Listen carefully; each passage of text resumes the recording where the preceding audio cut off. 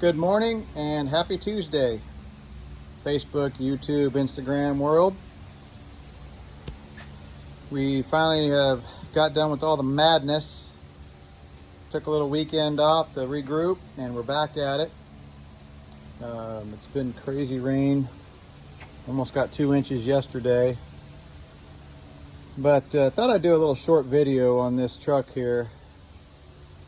It's actually an overall fairly nice truck.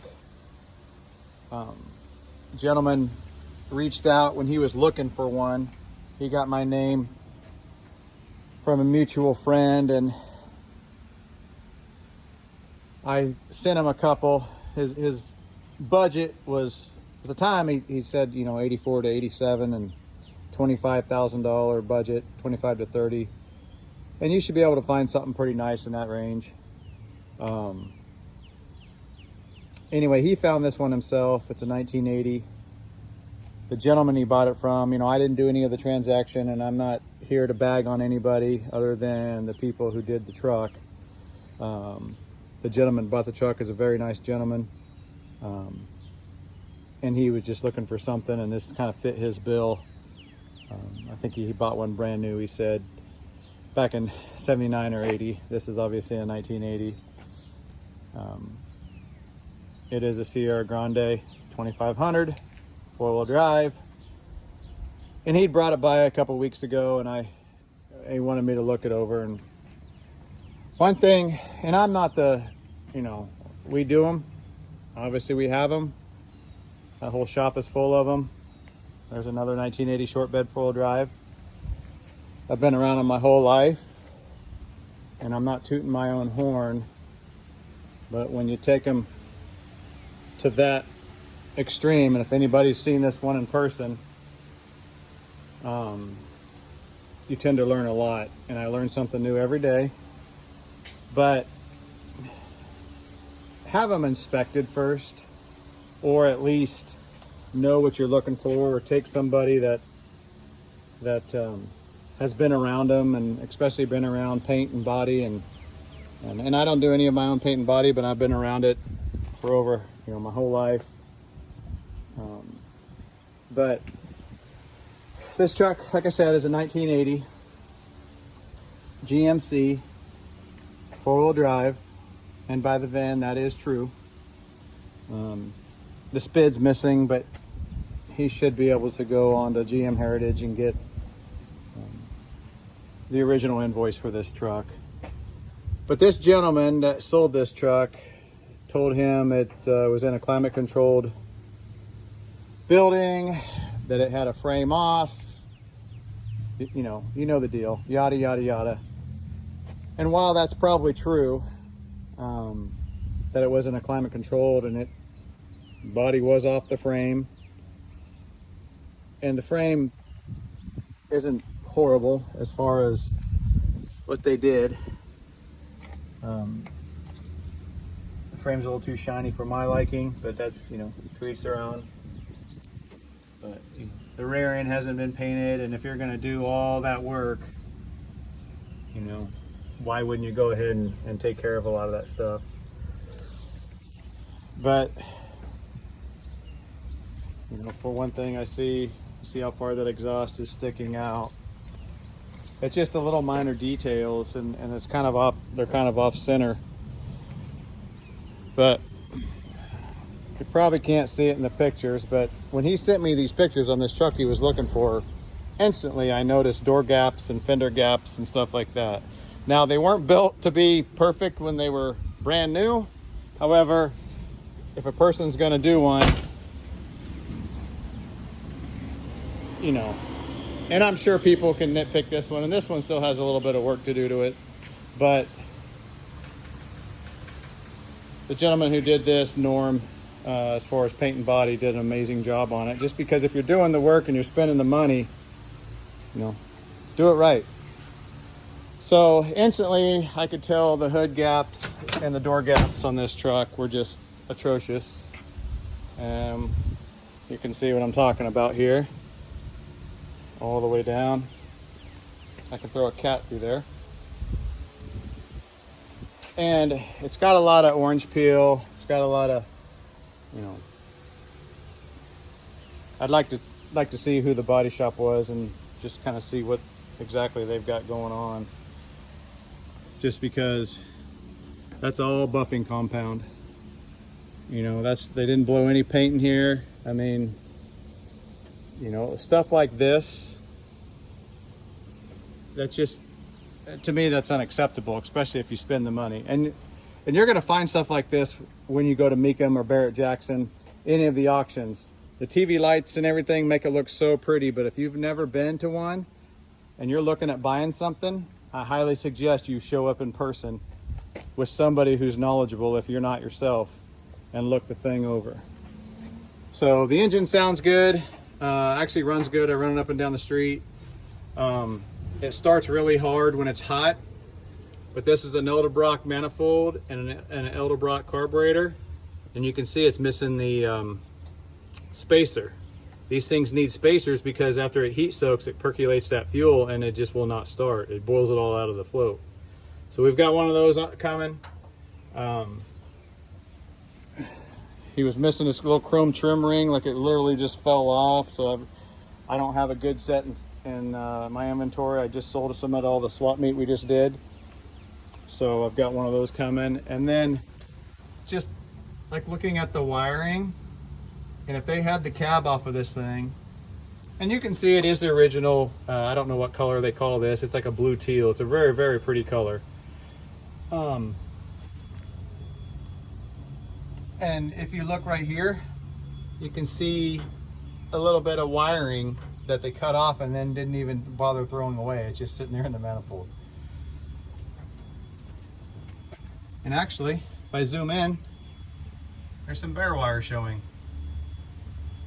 And this harness is actually supposed to be along the transmission, not up top like that.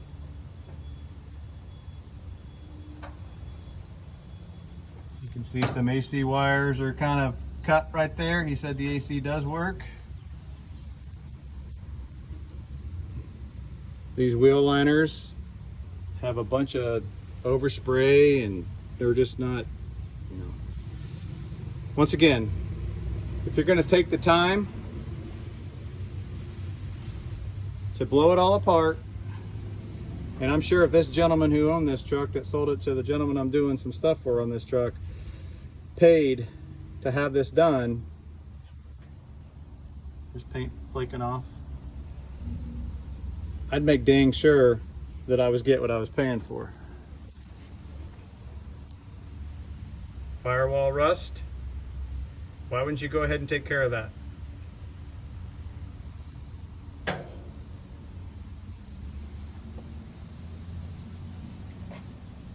It's got about a $500 GMC grill in it, so that's kind of cool that they at least found a nice one. And it's got the wrong tow hooks on it. Those are 81 and up tow hooks. Those are the correct tow hooks it should have. And how they made those work, because you really can't make these work correctly, is they put one bolt in it, because see, these are angled. They're kind of like a dog leg a little bit, whereas those are just straight. They go right on the frame. And then they put another bolt. So if you have one bolt on these are for two bolts, you know, these have two holes for two bolts. So if you put one bolt, the thing's just going to swing if you hook anything to it. So what they did was they put another bolt on the back side of this so it can't come forward. If that makes any sense. They put one bolt through the hole, one bolt on the back of it, so it can't move until you really, really get onto something that's just going to break that bolt. This gentleman that sold this truck told the guy who bought it that these were, I don't know, they were supposed to be NOS fenders, but I could stick my finger in here yesterday, and so I kind of adjusted the fender, and these are OEM actual metal, so I didn't want to do any cutting. At first we thought they were plastic, but that's still not 100% because it's hitting here. And I adjusted it enough to where the gap was significantly better. The Sierra Grande emblems. The tabs were broke like they do when you try to take them off, so they just took some 3M adhesive and tried to, you know. So yesterday when it sat outside in that hot sun before we got thunderstorms, the thing was just like literally melting off and falling off. And so I got it off there before it fell off and scratched this fender. You can see some more of that. Again, this is no bag on the person that bought it, but this is definitely a bag on the person who's selling it, and he might not even have known. But whoever built this truck did it to the point where they took somebody's money, and their attention to detail is hugely lacking. Hugely. But I'm just making this as an educational video to show people that shit like this is out there. Check that out. Talk about being able to throw a cat through a hole. Look at that. So we'll take this one. And we had a heck of a time with this hood.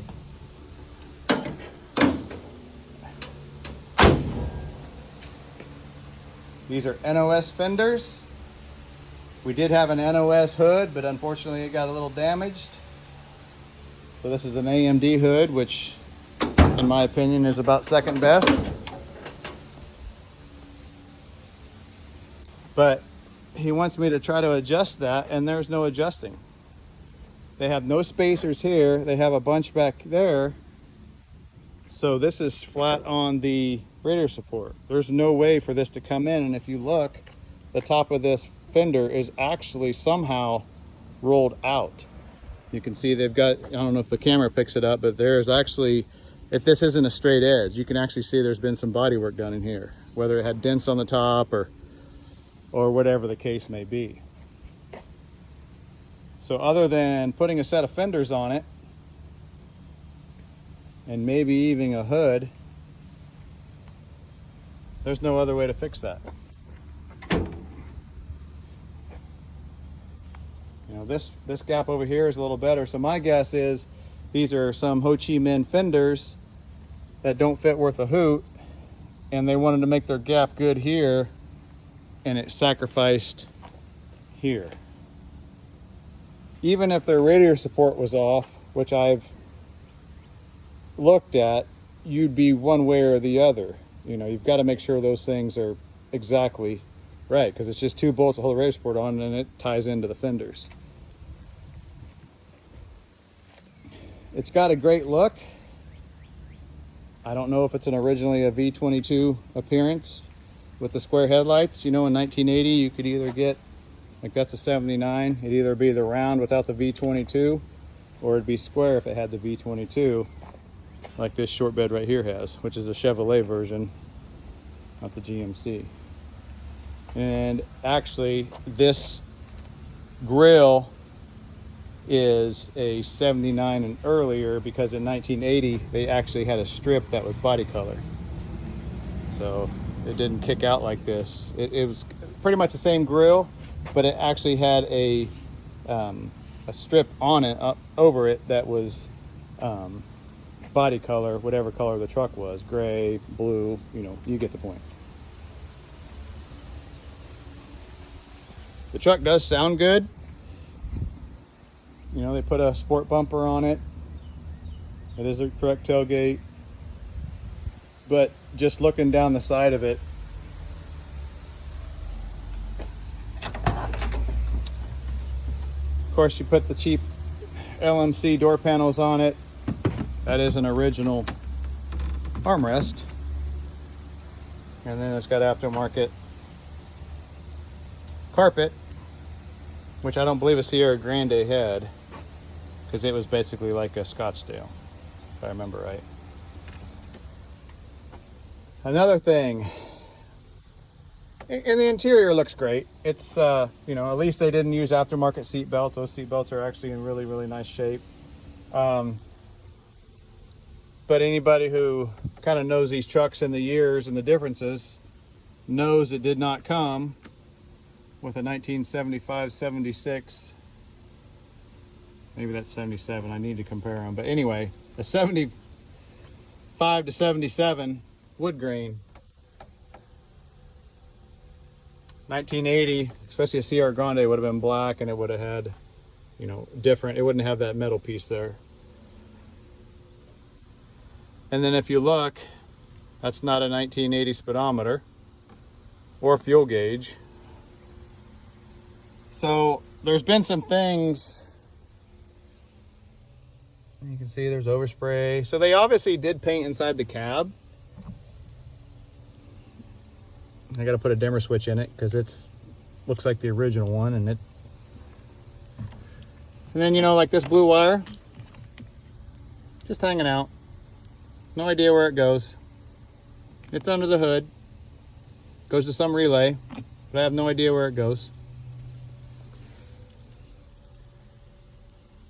You see a absence of a fuel selector switch.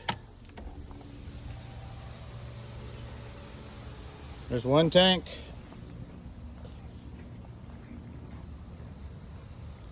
It's got tanks in there.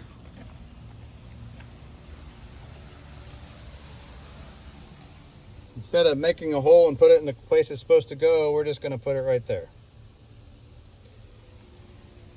So I have to stress once again, this isn't a bag on the buyer, but there was a lot better trucks out there for the money he paid for this cobbled up thing.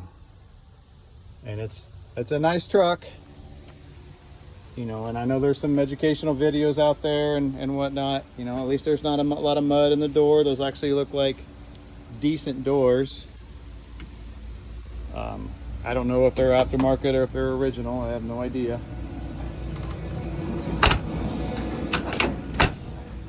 But if you don't know what you're looking at,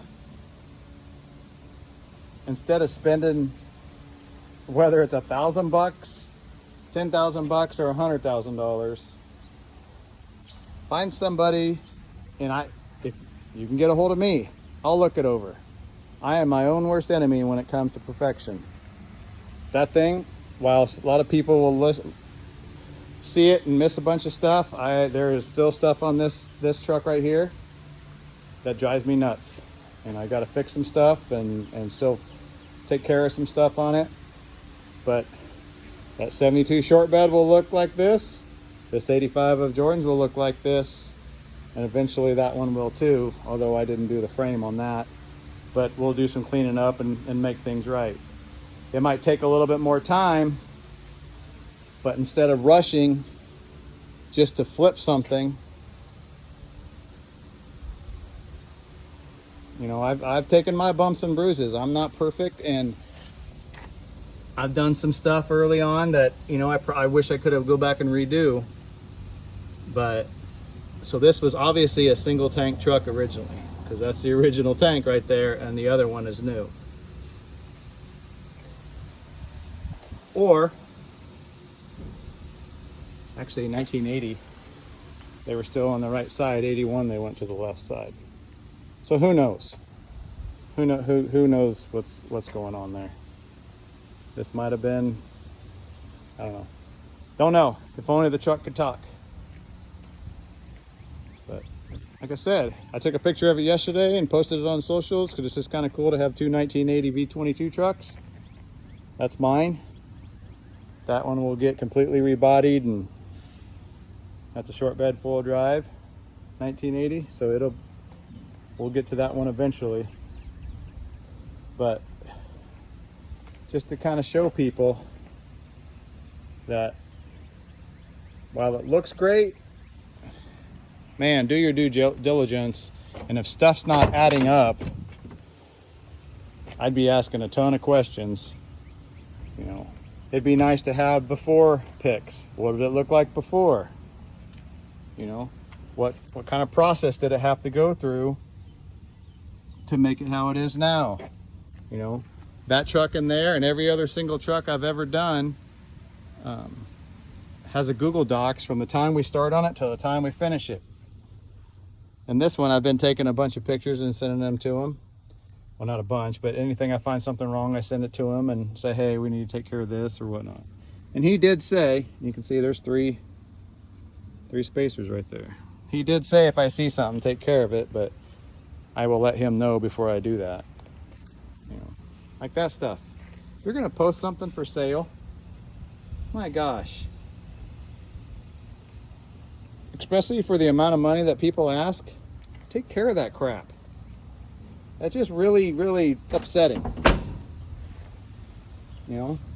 And I don't know if any of you can see this, but see how this comes in?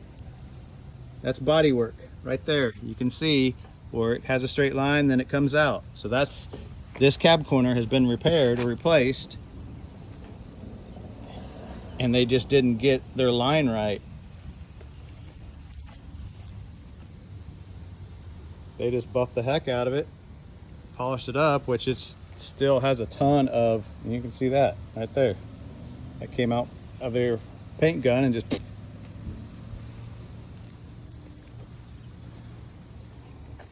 you know, I don't know how much clear is on this, so I don't even know if a person could, you know, 3-stage sand that and polish it and try to bring, you know, the hood is really dry. But anyway, it's not a bag on the gentleman who bought the truck. He's a heck of a nice guy. And I don't even know if it's a bag on the person who sold the truck, although if I was selling something for that $20,000 to $30,000 range, I would probably make sure that it's gonna be pretty dang perfect for what I know now. But it'll make him a great truck. Like he said, he didn't need anything, you know, perfect, because they're going to use it to pull and move some stuff around. But at the same time, you know, I can stick, I mean, you can see I can stick my hand, like my hand is in that hood. So this is just a educational video, I guess, to show people that just because it looks so fancy online, and man, ask for walk around videos, hire somebody close. You know, these trucks are getting to the point where, you know, 10, 15, 20 years ago, they're bringing the prices that, you know, muscle cars and Tri-5s and stuff like that. And in the grand scheme of things, $25,000 isn't a lot of money for when you got to, you know, do a truck like this, but it is a lot of money. So anyway, I'll get off my soapbox. I'm not exactly, you know, trying to rant. I'm just trying to educate people that the truck looks great going down the road until you get up on it. And, you know, some people, maybe they don't care, but when you do them like this, especially if you're getting paid to do them for people who expect, you know, a great job when you're charging them, do it right, or don't do it all. Or tell people, hey, we just kind of threw this thing together. It is what it is. But anyway, happy Tuesday. That's what we got going on in the shop is this. Then we got another one coming in this week, I hope. I've got to finish up some stuff on Steve's truck, get back on Gerald's so I can get it blown apart. And powder coated.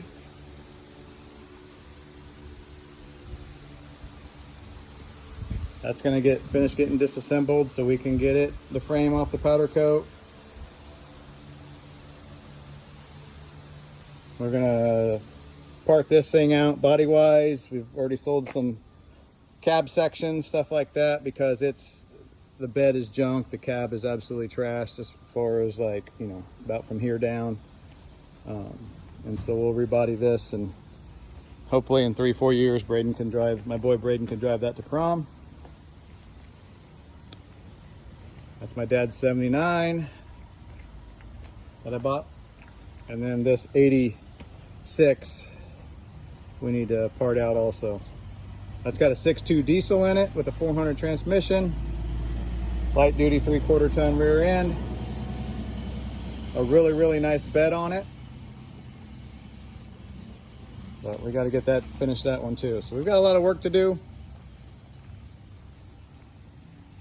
But we're just doing this kind of stuff for people that get a hold of us and want us to do some filler work and stuff like that. So we'll fix a lot of things that weren't fixed or were neglected, and we'll be able to cruise on down the road and pull a trailer or whatever else he wants to do with it. So anyway, thanks everybody for watching. I know it's kind of a long video, and once again, it's not a bag on the gentleman that bought the truck. In fact, I even told him he wanted me to be honest with him, so I pretty much told him what I just talked to you guys about on the video. You've just got to do your due diligence. These trucks have become so popular, especially a 3/4 ton 4-wheel drive, that people are pulling them out and just throwing them together and sending them on down the road. So thanks everybody for watching. Please like, share, subscribe, and we will see you on the next one.